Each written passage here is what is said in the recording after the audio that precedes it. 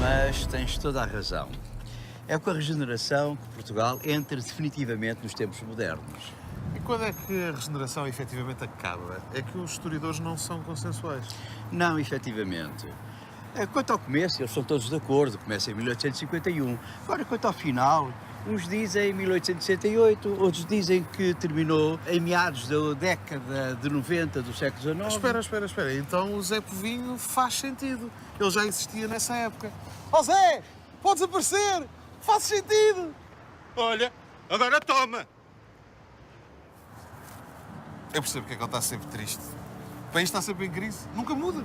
É essa sensação de crise que dá todo o sentido e significado ao termo regeneração. De resto, foi um termo utilizado durante muitas vezes ao longo da história. Pois, até o Salazar o utilizou. E 50 anos antes também. Aliás, o que o povo queria era um país regenerado. Pois, mas a regeneração só acontece, efetivamente, em 1851, que é quando estão reunidas as condições. É quando Portugal ganha estabilidade social e política. Sim, porque até que diabo Portugal teve um século XIX difícil. Fomos invadidos 3 vezes pelos franceses. Perdemos o Brasil. Não contando com as guerras fratricidas entre Dom Miguel e Dom Pedro. É impressionante. Sempre que Portugal se tenta levantar, há logo algo que o deita abaixo. Ai! Desculpa, foi sem Está bom. querer. Estou habituado a cair. Com o final da Guerra Civil e com a vitória de Dom Pedro, futuro Dom Pedro IV, Portugal dá um salto gigante para se tornar um país moderno. E assume de vez a sua monarquia constitucional. Precisamente, com uma monarquia moderna, com um parlamento E uma Constituição que regula os direitos e deveres de todos os cidadãos. que vai determinar a separação do poder do Estado. Segundo a Carta Constitucional que dominou o século XIX, existia um poder executivo, pertencente ao rei, um judicial, exercido pelos tribunais, e um legislativo, que cabia às Cortes. As Cortes eram constituídas pela Câmara dos Deputados, eleita pelo povo, e pela Câmara dos Pares, composta por membros do clero e da nobreza, nomeados pelo rei. Existia ainda um quarto poder, denominado de moderador, e exercido também pelo rei para vigiar e assegurar a harmonia entre os demais poderes. E aí está Dom Luís, precisamente o último rei do período da regeneração. Regeneração que começa com Dona Maria II, seguindo-se depois seu filho Dom Pedro V, que aliás morre cedo, e depois termina com o seu irmão Dom Luís I. E aqui onde estamos era a Câmara dos Pares, naquilo que hoje é a sala do Senado da Assembleia. E a Câmara dos Deputados estava onde ainda hoje funciona. Ou seja, na sala das sessões, que é a principal sala da Assembleia da República. Tínhamos um sistema bicamaral, por exemplo, como em Inglaterra, a Câmara dos Deputados e a Câmara dos Lordes. Ah, espera, mas se isso então ainda fosse assim em Portugal, significa que o canal de Parlamento seriam, na verdade, 2 canais, Fernando. 2 canais. Tanto para escolher, uma programação fascinante e alternativa. O que é que eu vou ver? Prefiro a Câmara dos Deputados ou a Câmara dos Comuns? A Câmara dos Deputados... Vou ver a Câmara dos Deputados. E aqui na Câmara dos Deputados, o debate entre a esquerda e a direita antes da regeneração era muito duro. Os debates foram sempre complicados e combativos até hoje, mas na regeneração as posições estavam muito extremadas. Tão extremadas, aliás, que até levaram à ditadura de Costa Cabral. Que curiosamente vem da esquerda para a extrema-direita. E sem fazer pisca. Costa Cabral é uma das figuras mais polémicas do século XIX. Realizou importantes reformas internas, como a publicação do primeiro Código Administrativo Português, reorganizou as Guardas Nacionais e apresentou um ambicioso programa de obras públicas. Contudo, teve de compensar o enorme despesismo com o aumento brutal dos impostos que gerou a revolta. Para além disso, exercia um regime de enorme censura e de favorecimentos ilícitos. Com a revolta popular de Maria da Fonte, Costa Cabral foge para o estrangeiro. Mas pouco tempo depois ele regressará ao país e volta ao poder com o apoio de Dona Maria II. Aliás, Dona Maria II vai se revelar uma rainha muito interventiva. Bom, mas finalmente, em 1851, o Duque de Saldanha põe término ao regime de Cabral e dá início à regeneração. O Marechal e Duque de Saldanha foi um herói de guerra nas invasões napoleónicas e na Guerra Civil Portuguesa, ao lado de Dom Pedro. Em 1851, conduziu o golpe militar que resultou na regeneração. Contudo, foi Alexandre Herculano, o genial historiador e romancista, o verdadeiro mentor ideológico do movimento. Alexandre Herculano, que era de facto um gênio, mas acabou por não fazer parte do executivo político da regeneração. Não, ele preferirá manter-se de fora do governo liderado pelo Duque de Saldanha. E quem se destaca no governo de Saldanha é Fontes Pereira de Melo. Ele é o rosto da industrialização que se segue. Sim, de tal maneira que a própria regeneração foi muitas vezes confundida com a política do próprio Fontes Pereira de Melo, aliás, designada por fontismo. Fontes Pereira de Melo foi um aluno brilhante, tendo recebido várias distinções, incluindo no curso de Engenharia que realizou na Escola do Exército. Estreou-se no governo de Saldanha enquanto Ministro da Marinha, mas as suas capacidades e provas dadas fizeram-no receber a pasta da Fazenda, o que hoje corresponde às finanças. Era dono de uma energia impressionante. Entrava de manhã no seu gabinete e aí almoçava e jantava sem parar de trabalhar. Assim conseguiu vencer a situação calamitosa do seu ministério, pondo em dia todos os pagamentos, a começar pelos ordenados dos funcionários do Estado. Reformou toda a organização financeira do país, ao mesmo tempo que impulsionava as infraestruturas necessárias ao desenvolvimento nacional, criando o novo Ministério das Obras Públicas que ele mesmo iria gerir. Era, para além de tudo, um orador brilhante e, assim, vencia a oposição cética às suas reformas, nomeadamente à construção do caminho de ferro que ele tanto defendia. Acima do cavalo da diligência está o tramway, acima deste a locomotiva e, acima de tudo, o progresso. A política de transporte e telecomunicações de Fontes Pereira de Melo foi bastante marcante. E aqui no Museu da Comunicação podemos ver como foram diversificadas essas inovações. Bora?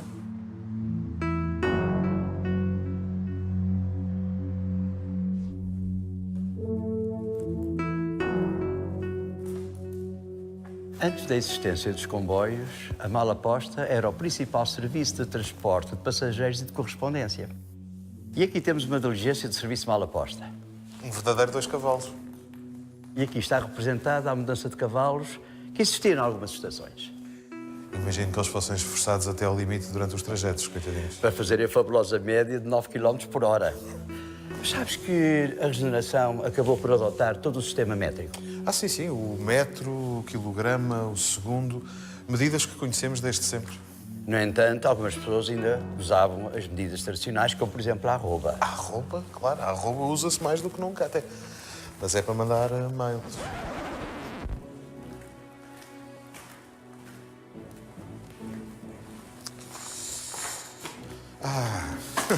Ora bem, o nome mala, de mala posta, vem obviamente das malas e outros objetos que eles aqui transportavam. E posta vem de postal, o que significa transporte de correio. Ora, muito bem. Aqui fora, calculo que viajassem os passageiros com menos dinheiro. Muitos deles eram estudantes universitários que aproveitavam o trajeto Lisboa-Porto para ficarem em Coimbra. Curioso. O traje académico deles não mudou muito. Toma, filho, para pagar as propinas.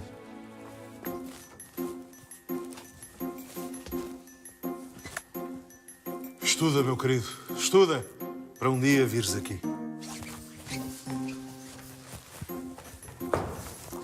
E o serviço da mala posta nasce com a regeneração? Antes houve um breve período de funcionamento entre 1798 e 1804. Foi pouco tempo. Sim, foi por pouco tempo. Só seria relançado a partir de 1852 com sucesso por causa das estradas de macadâmio. O macadame foi criado pelo engenheiro escocês John Macadam, cujo nome ficou para sempre associado a este pavimento revolucionário, mais resistente e drenável que os anteriores, graças ao modo como cada uma das suas 3 camadas é partida, assente e depois prensada por um rolo. Portugal apresentava 218 km de estradas macadamizadas quando Fontes Pereira de Melo assume o cargo de primeiro-ministro em 1852. Quando o abandona, em 1887, já existiam cerca de 9.000 quilómetros. Hoje em dia fala-se muito de parcerias público-privadas. Sabias que o serviço de Malaposta nasceu de uma delas? Ah, sim? E dela nasceu também alguma polémica ou nem por isso? Nem por isso. Posso-te dizer que tudo começou em 1851 com a Companhia de Viação Portuense. Muito bem. E em que é que consistia essa PPP? Na proposta por parte da companhia de acabamento da construção das estradas entre Guimarães, Braga e Porto. Ou seja, eles acabavam as estradas, mas em troca ficavam com a exclusividade no transporte de passageiros e de correio nesses percursos. Precisamente. Espertos. E quantos trajetos tinha a Malaposta? Durante a regeneração, apenas 3 trajetos. Apenas 3. A Malaposta realizava os trajetos Porto-Braga-Guimarães, da aldeia da Galega a Badajoz e de Lisboa ao Porto, sendo que o início da linha Lisboa-Porto era realizado de barco até ao carregado. A ligação entre as 2 principais cidades do país fazia-se em 34 horas e passava por 23 estações. A paragem na maioria delas era de apenas 5 minutos. Mas em algumas estações as paragens eram maiores, até porque tinham de substituir os cavalos, não é? Chamavam-se estações de muda, mas serviam também para intercâmbio de malas de correio.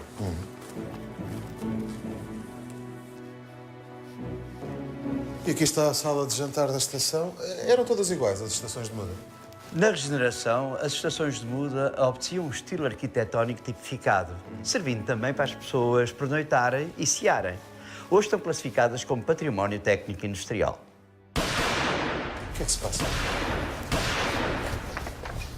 São os assaltos que povoam o imaginário das viagens de Malaposta. Um género de faroeste à portuguesa, com roubos e salteadores. Por vezes deviam-se a questões políticas. São histórias que se cruzam com a vida de personalidades célebres como o Zé do Telhado. O famoso Zé do Telhado.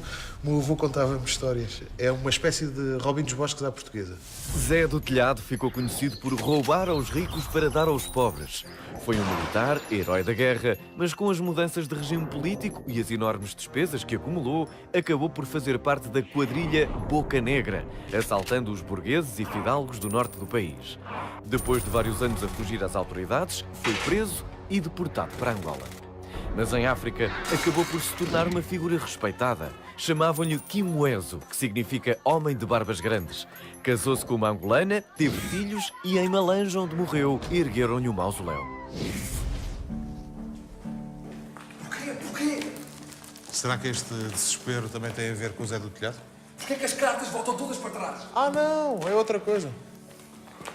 Porquê que eu tenho que andar carregado com isso para trás e para a frente? Porquê? É um carteiro anterior em 1853. Como é que tu sabes? Porque nessa altura não existiam selos, por isso é que as cartas eram todas devolvidas. É por causa do que ele disse. Mas, ó Fernando, porquê que as cartas sem selo eram mais devolvidas? Porque eram pagas no destinatário e não pelo remetente. Ah, bom. Isso responde a uma velha dúvida. Colocada sob forma de pergunta pelo mítico Tony de Matos.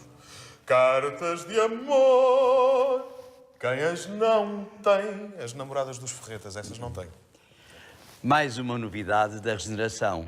O nosso primeiro selo. Foi com a efígie da Rainha Dona Maria II que os primeiros selos postais portugueses foram criados e emitidos em 1853. Portugal tornava-se assim o 45º país a adotar o selo postal, 13 anos depois do famoso selo britânico, o Penny Black, representando a Rainha Vitoriana. 13 anos de distância entre o primeiro selo britânico e o nosso ainda é alguma coisa. Mas naquela altura, 13 anos, não constituía assim uma diferença tão grande como hoje. É verdade. E mesmo que representasse uma grande diferença de tempo, a verdade é que mais uma vez era Fontes Pereira de Melo quem aproximava Portugal da Europa. Ele que já no ano anterior tinha feito tanto pelos correios portugueses. Em 1852 é aprovado o diploma da Reforma Postal, ainda hoje considerado a matriz do correio moderno português. O diploma dividiu o país em 10 administrações postais, por sua vez ramificadas em direções e delegações. O serviço dos Correios teria uma enorme evolução com a chegada dos comboios. O serviço postal e não só, muita coisa evoluiu com a chegada do comboio. Mas deixemos agora isso, vamos. O que interessa é falar de uma nova revolução do fontismo, o telégrafo. Em 1856 foram inauguradas as primeiras linhas telegráficas entre o Terreiro do Paço e as Cortes em São Bento e entre o Palácio das Necessidades e Sintra, onde a família real portuguesa passava férias. No ano seguinte, eram abertos ao público em geral os serviços telegráficos. Em 1870, um cabo submarino ligava Portugal à Inglaterra e 3 anos depois ao Brasil, via Madeira e Cabo Verde. Neste Natal de 1873, o nosso rei Dom Luís enviou de Portugal uma mensagem para o Brasil destinada ao seu tio Dom Pedro II, Imperador do Brasil. Fernando, nem me digas mais nada, eu conheço perfeitamente essa mensagem. Porque é tão inspiradora que me ficou gravada para o resto da vida. E passo a citar. Tio, desejo que tenha um Natal muito... É lindo. Muitos anos antes de Fontes Pereira de Melo abandonar a política, ainda havia de aparecer outra invenção, o telefone. No final de 1877, o rei Dom Luís assiste na Escola Politécnica a uma das primeiras experiências com telefone. Consta que terá ficado maravilhado ao reconhecer a voz dos engenheiros que conduziam a experiência do outro lado da linha. 5 anos depois, em 82, iniciam-se os serviços públicos de telefone em Lisboa e no Porto. Mas a inovação mais importante da regeneração foi, sem dúvida nenhuma, o comboio. Ele deve ter aparecido ainda antes do reinado de Dom Luís. Ah, no do seu irmão, então, Dom Pedro V. Sim, ele deve ter conhecido o comboio quando esteve em Londres, em 1852. Na exposição internacional, e deve ter ficado impressionadíssimo. E claro. ele, aliás, é um acérrimo defensor do comboio. Aliás, ele deve ter debatido esse assunto com Alexandre Herculano. Aqui, muito provavelmente, na própria casa do Alexandre Herculano. Vamos entrar?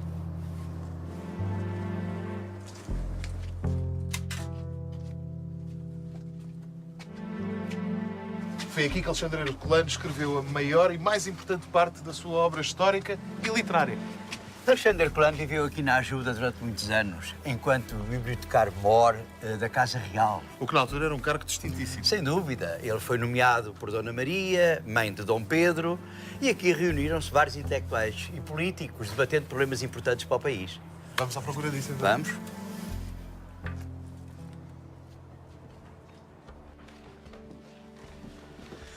Então, mas Dom Pedro e Alexandre Herculano eram próximos? Sim, eles encontraram-se aqui muitas vezes, debatendo problemas importantes para o país, às vezes de uma maneira formal, outras vezes de uma forma mais descontraída. E essa amizade nasceu onde?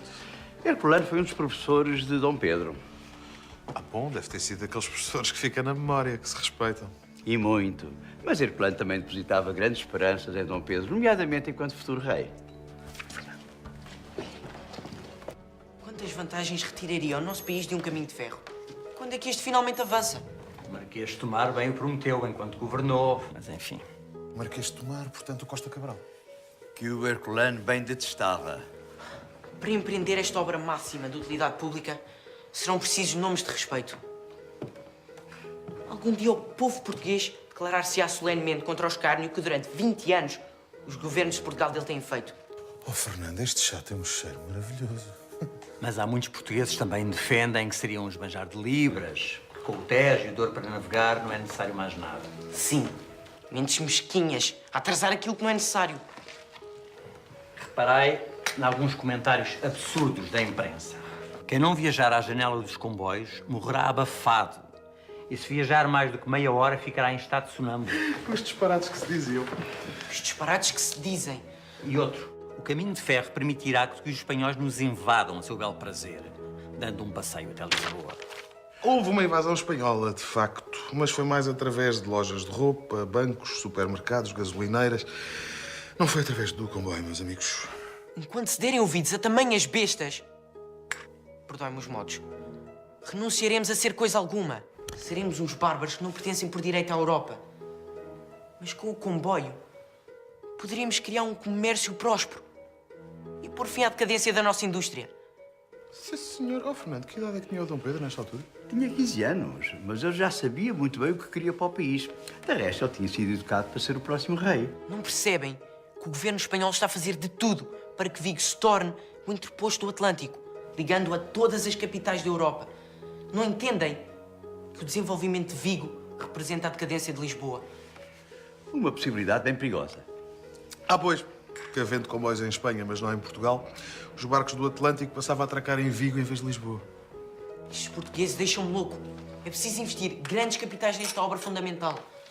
O problema está aí, encontrar o financiamento.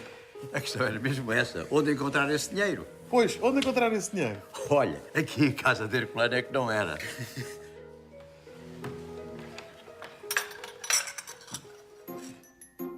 Mas eu, bicha, eu não me lembro. É o que eu digo, estes portugueses deixam-me louco. Então, vós, bebeste chá ao nosso futuro rei? Bebi o chá do rei e estava realmente uma delícia. Agora, Fernando, se não te importas, para mais tarde recordar. Isto não é todos os dias que se bebe um chazinho com o rei. Portugal tinha nessa altura o mesmo problema que tem hoje. De resto, um problema recorrente ao longo de toda a sua história. A falta de dinheiro. E então tivemos que fazer o quê? Pedir emprestado aos países estrangeiros. E quem é que era a troika da altura? Olha, eram essencialmente os banqueiros de Londres. Mas nessa altura já devíamos muito dinheiro ao estrangeiro. Ah, pois, imagino. Só com o que tivemos que pedir para financiar as guerras civis. E nem sempre fomos exemplares no pagamento dos nossos empréstimos. Mas agora vamos pagar tudo. Ok? Fica descansados, senhores credores. Não vão ficar pobrezinhos. Bom, mas se não pagávamos também não nos emprestavam, não é? O que tornava muito complicado conseguir dinheiro para a construção da via férrea. E por isso Fontes Pereira de Melo dirigiu-se pessoalmente à Inglaterra. Ah, bom. E o que é que Dom Pedro V achava dessa movimentação de fundos? Ele seguia atentamente os passos do seu ministro, de tal maneira que, a 7 de maio de 1855, escreveu uma carta ao seu tio, casado com a rainha Vitória de Inglaterra. Como eu adoro as famílias reais europeias. É tudo familiar uns dos outros. É o meu primo da Toscana, é o meu tio da Baviera. Neste caso, o príncipe Alberto da Baviera. Eu não dizia bingo. E o rei enviou essa carta com a comitiva portuguesa. É possível que esta carta lhe seja entregue pelo nosso Ministro da Fazenda, o Sr. Fontes, que vai passar uns dias a Londres na esperança de conseguir o crédito português. Não posso ter ilusões que o tio goste deste produto de Portugal. Ele é um impulsivo cheio de ilusões.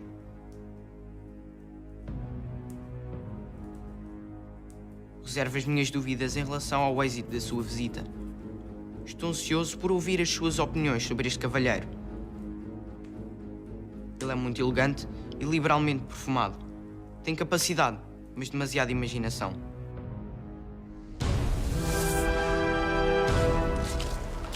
O rei não acreditava mesmo no seu ministro. E ainda por cima, ele bem sabia que a missão de Fontes era dificílima. Em Londres e mais tarde em Paris, Fontes Pereira de Melo mostrava-se desanimado com a indisponibilidade dos banqueiros em conceder qualquer empréstimo.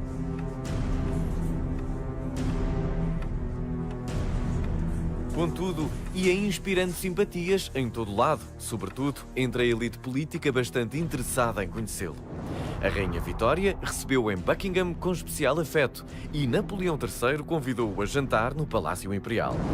Como consequência, os banqueiros foram abandonando o seu ceticismo e acabaram mesmo por libertar o tão desejado crédito.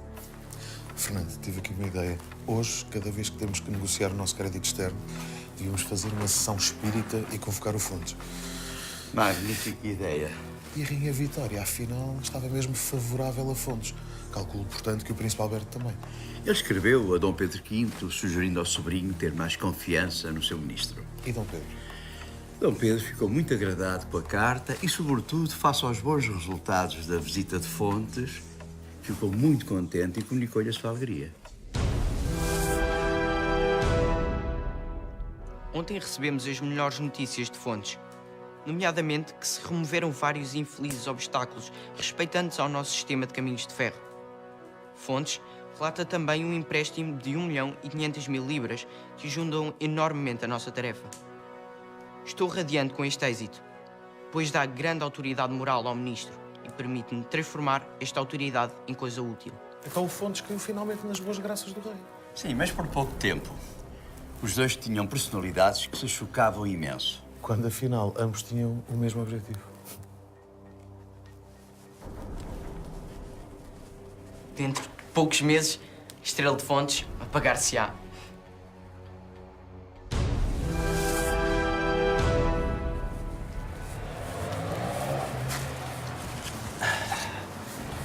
E a verdade é que o governo de Fontes Pereira de Melo, liderado pelo Duque de Saldanha, apresentou a sua demissão. Qual o motivo em particular? É que os credores internacionais exigiam algo em troca para conceder os seus empréstimos, uma garantia. Ah, espera. Deixa-me adivinhar. Algo completamente original, sei lá, um aumento de impostos. Como é que adivinhaste?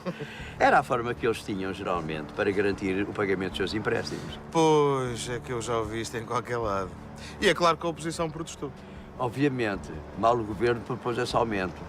A Câmara dos Deputados aceitou, mas o problema surgiu na Câmara dos Pares.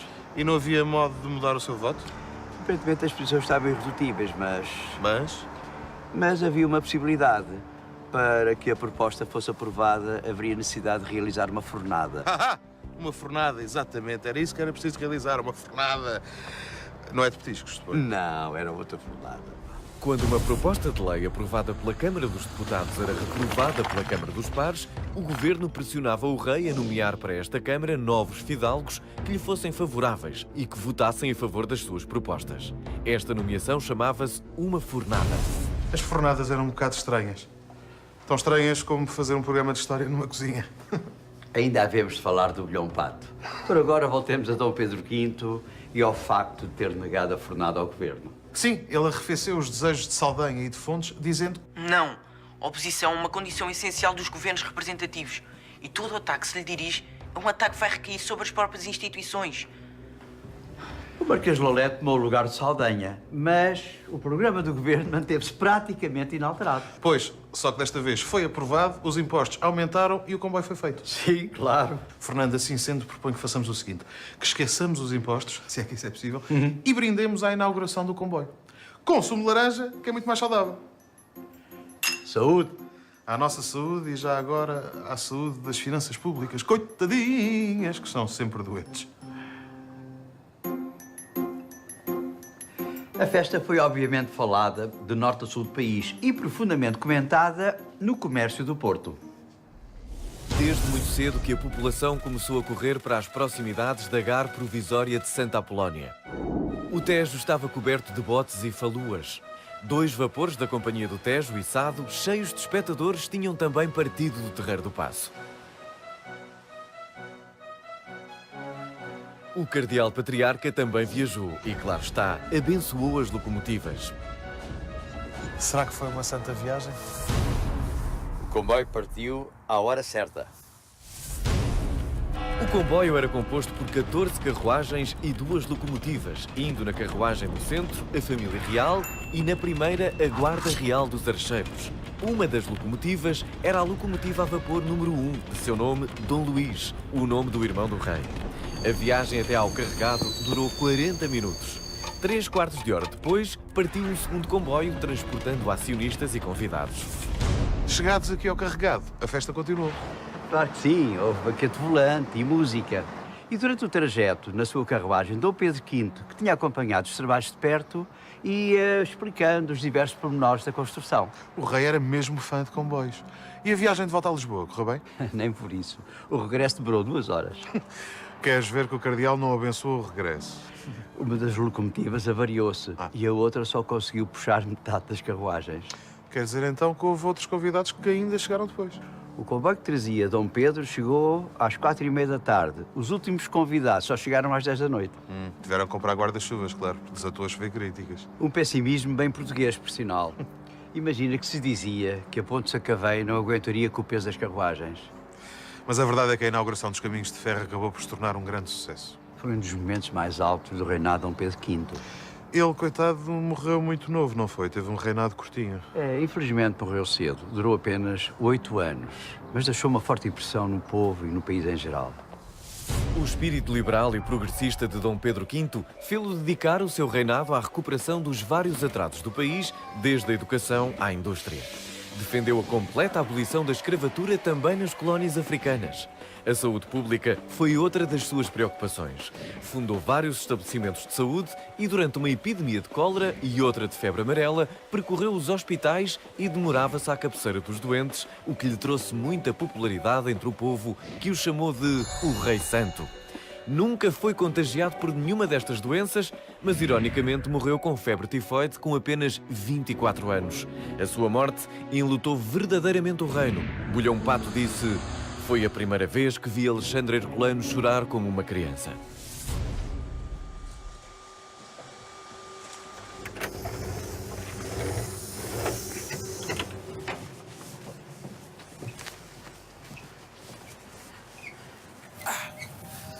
Bulhão Pato, que era poeta e o famoso criador do prato das ameijas do pato do mercado do bulhão do... Ameijas... Pato das ameijas do bulhão prato. Não, prato das ameijas... bulhão pato. Sim, a sua paixão repartia-se quer pela poesia, quer pela gastronomia. Já Herculano ficou fortemente abalado com a morte do rei. É verdade. Ele retira-se por aqui perto, para Santarém, dedica-se à agricultura. Curiosamente, um dos seus azeites vai ganhar um prémio internacional. Olha, azeite com o qual se calhar o bulhão pato fez umas ameijas a ele próprio. Mas voltando a Dom Pedro, com a morte dele, segue-se o seu irmão, Dom Luís, que aliás já referimos na introdução ao telégrafo. Sim. Dom Luís tinha uma educação esmeradíssima e uma enorme cultura. Aliás, de resto, como todos os seus irmãos. Pois ele pintava e era músico também. Sim, ele tocava piano e tocava violoncelo lindamente. Sabia várias línguas e também traduziu várias obras de Shakespeare. E não foi nenhuma força de bloqueio ao comboio. Não, pelo contrário. Aliás, ele foi pouco interventivo, contrariamente ao seu irmão. Ou seja, a regeneração continuou e o desenvolvimento do país também. Sim, sobretudo com Fontes Pereira de Melo, que só regressaria ao governo 15 anos mais tarde. Em menos de 40 anos, ficou quase completa a rede de comboios e Portugal era o 10º país do mundo com maior densidade ferroviária. As estações de caminho de ferro nasciam e abrangiam quase todo o país, provocando nas povoações um grande desenvolvimento e ligando-as às grandes estações do Porto e de Lisboa. As pontes acompanharam as estradas rodoviárias e ferroviárias. Fontes, ao fim do seu primeiro governo, podia orgulhar-se de ter construído 17 e mandado construir mais 28, incluindo a ponte Dona Maria Pia, encomendada a Gustavo Eiffel. Entroncamento. Andei com uma miúda daqui, Fernando. Era um fenómeno. Aliás, é terra disso. Por vezes até surgem abóboras gigantes. O entroncamento é uma daquelas terras que deve a sua existência aos caminhos de ferro. Pois claro que deve. Aliás, o seu nome tem a ver precisamente com o facto de estar no entroncamento da linha do Norte com a linha da Beira Baixa. Mas esta abóbora em particular não é um fenómeno. Contudo, o que está no interior do Museu Ferroviário é fenomenal. Vamos!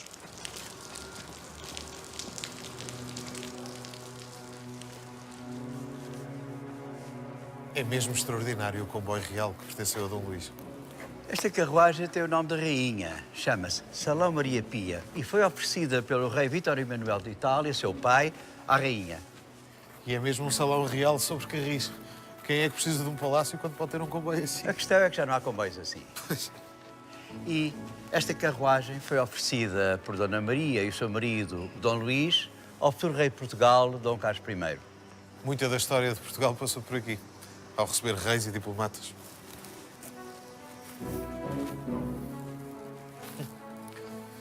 Oh, Fernando, e esta locomotiva aqui escondida, com um nome tão giro ainda por cima? Chama-se Dom Luís, foi adquirida em 1862 e foi uma das locomotivas mais rápidas do seu tempo. Bom, então o comboio real era uma espécie de Air Force One do presidente dos Estados Unidos. Sim, mas com muito maior atividade diplomática. Bolas.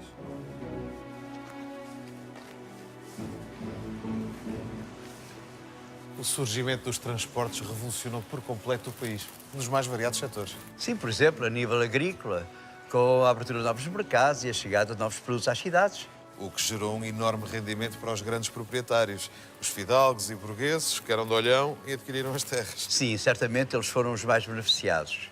Mas repara que os mais modestos trabalhadores também lucraram com o caminho de ferro. Então, mas como assim? O pequeno agricultor produzia para si, para a sua subsistência. Sim, mas muitos migravam temporariamente para trabalhar. Repara nos beirões que se dirigiam ao Alentejo para trabalhar nas ceivas. Pois é, até lhes chamavam os ratinhos. Sim, olha para aqui. A migração dos ratinhos às ceifas alentejanas assumia uma enorme importância para a economia das famílias beirãs. Nestas imagens, desembarcavam em vendas novas. Antes do comboio, demoravam uma semana a pé. Foi em meados do século XIX que pela primeira vez foi introduzida a maquinaria agrícola em Portugal. E, curiosamente, conseguimos desde logo alguns galardões para produtos agrícolas nos certames estrangeiros da altura. Certames que pegou moda para essa Europa fora. Com a Exposição Internacional de Londres, em 1851, criou-se a grande moda das exposições, como meio de divulgação de todas as atividades humanas com representação dos vários países. Também o Porto foi palco de uma exposição internacional em 1865. Era mais um esforço de regeneração para nivelar o país com os mais industrializados. A comparação da Feira do Porto com a de Londres era evidente, a começar pelos nomes dos recintos, o Palácio de Cristal e o Crystal Palace. Foi a Expo 98 da altura. A Expo 98 e a do Porto foram feiras internacionais, mas houve outras de âmbito nacional, uma tendência da época. Muitas exposições que serviam, no fim de contas, para divulgar o melhor da nossa indústria e as inovações tecnológicas que iam surgindo. E bem que a nossa indústria precisava desse impulso. Também a esse nível a regeneração tentou fazer algo. O impulso à débil indústria portuguesa deu-se com a adesão generalizada à máquina a vapor. O desenvolvimento de setores como a cortiça, conservas de peixe ou tabacos. A criação de unidades industriais e concentração empresarial no norte do país, sobretudo no têxtil, criação de sociedades anónimas e a aplicação da energia elétrica aplicada à indústria. Sejamos sinceros, Portugal produziu sempre pouco e importou muito. Nessa altura, vindo sobretudo de Inglaterra. E a verdade é que, embora eles andassem por lá a criar o futebol, nós não podíamos propriamente exportar uns Cristianos Ronaldos, uns Nanis, uns Bozínguas, uns Nuno Gomes. Não havia. Infelizmente, não. A nossa balança comercial era muito deficitária. Repara que até a nova maquinaria necessária ao nosso desenvolvimento tinha que ser toda importada. O que equilibrou a balança comercial nessa altura foi a migração para o Brasil, que teve um boom enorme. Exatamente. Eram pessoas, sobretudo vindas do norte, que iam à procura de melhores condições. Ou imigrando para o Brasil, ou deslocando-se para as duas grandes cidades do país. Com melhores condições de vida e melhor alimentação, a população portuguesa aumenta no século XIX 2 milhões de habitantes, sendo o seu crescimento muito maior a partir dos anos 50. Muita gente parte das zonas rurais para o Porto e para Lisboa à procura de melhores condições de vida. Outros portugueses optam por emigrar para o Brasil, sobretudo no final do século. As suas remessas de dinheiro para Portugal ajudariam a compensar o desequilíbrio da balança comercial. Dinheirinho que chegava, dinheirinho que ia para o banco. Uma grande parte, pelo menos. Com a regeneração, a atividade financeira desenvolveu-se imenso. Fruto do fontismo? E da conjuntura internacional. O dinheiro circulava muito, nomeadamente pelo estímulo dado pela Grã-Bretanha. Oh, jolly good show, old chap. Em Portugal, as transações da Bolsa e a especulação no mercado atingiram um valor desproporcionado com as possibilidades do país. Já o número de bancos subiu de 4 em 1863 para 51 em 1875. Quando a crise económica internacional chegou a Portugal, em 1876, boa parte dos bancos teve de fechar. Em 1880, vencida a crise, só 44 sobreviveram. Uma crise financeira mundial, assim mesmo, à moderna, tal, a atingir o nosso país. Estávamos mesmo a chegar aos nossos dias. Curiosamente, as crises também chegavam cá um bocadinho mais tarde. Era o lado positivo. Mas falemos então de uma coisa boa da abertura de Portugal à Europa. O Sud Express. 2 dias de comboio ligavam agora Lisboa a Paris. Ah, o Sud Express, que o Essa e tantos outros portugueses utilizaram. O Sud Express e a ligação à Europa foi um enorme estímulo à chegada de novas ideias, à importação de jornais, livros e revistas. Por falar em jornais e revistas, foi com a regeneração e sobretudo a partir de 75 que se dá um grande incremento nas publicações portuguesas. Na verdade, todo o século XIX é, aliás, um verdadeiro hino ao português bem escrito e bem falado. Sem dúvida, foi um século extremamente profícuo da nossa literatura, desde o Garré ao Essa. Olha, muito bem lembrado. O Almeida Garré, por exemplo, revoluciona completamente o teatro português daquele século. Sabias que o povo português é muito mais amante da farsa e da comédia do que do drama? Ah, é? A sério? Ah, bom, pois, para dramáticos já bastamos nós. Mas porquê que eu não vivi naquela época? Oh, meu Deus, porquê? Porquê? E foi nesta altura que chegou a Portugal o Teatro da Revista. O teatro de revista surgiu em França como género de espetáculo que fazia o balanço, ou seja, a revista do fim do ano.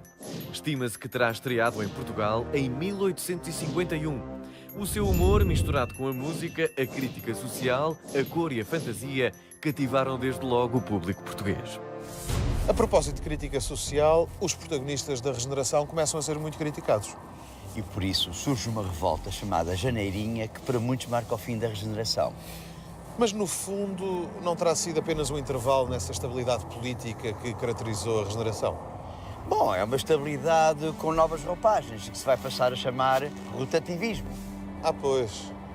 Quando os dois partidos do centro governavam sempre, ou um ou outro. Familiar. No período áureo do rotativismo português, entre 1878 e 90, o Partido Regenerador, ao qual pertencia Fontes Pereira de Melo, governou 81 meses. Já o Partido de Centro-Esquerda, o denominado Progressista, após a Janeirinha, governou 69 meses. O rotativismo acabaria em descrédito ao ser-lhe associado várias burlas, pressões eleitorais e esquemas de corrupção. E que anos mais tarde iria provocar um grande aumento dos protestos, um acréscimo da popularidade dos republicanos, etc. Mas isso já é outro programa. De qualquer modo, e apesar do sistema viciado em que o regime irá cair, a regeneração constituiu um grande salto em frente no desenvolvimento do país. Foi, sem dúvida, um grande avanço que, como vimos, muito se deve ao Fontes Pereira de Melo. E que, entretanto, irá morrer em 1889. Escusado será dizer que a sua falta foi, obviamente, muito sentida, quer por amigos, quer por adversários. Curiosamente, a morte de Fontes Pereira de Melo irá constituir um grande momento de viragem, neste caso de âmbito mediático, em que o relato da imprensa converge com a imagem.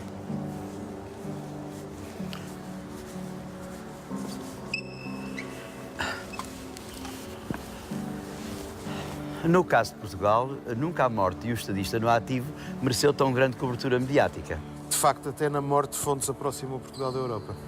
E por falar em morte, O que é que vem daí? Portugal andou quase sempre atrás da Europa, mas houve uma coisa que andou sempre à frente. Ouve, sim, senhor. Estás a falar, claro, da abolição da pena de morte. Fomos o primeiro país europeu a aboli-la. Precisamente. Realmente foi um dos momentos mais admiráveis da regeneração. E que nas geniais palavras desse grande escritor francês, Victor Hugo, tão rasgados elogios mereceu. Tens toda a razão. Aliás, sugiro o seguinte, que terminemos com elas. Dá-lhe, Vítor. Está, pois, a pena de morte abolida nesse nobre Portugal, pequeno povo, que tem uma grande história. Felicito a vossa nação. Portugal dá o exemplo à Europa. Desfrutai de antemão essa imensa glória. A Europa imitará Portugal. Morte à morte, guerra à guerra, viva a vida, ódio ao ódio. A liberdade é uma cidade imensa, da qual todos somos concidadãos.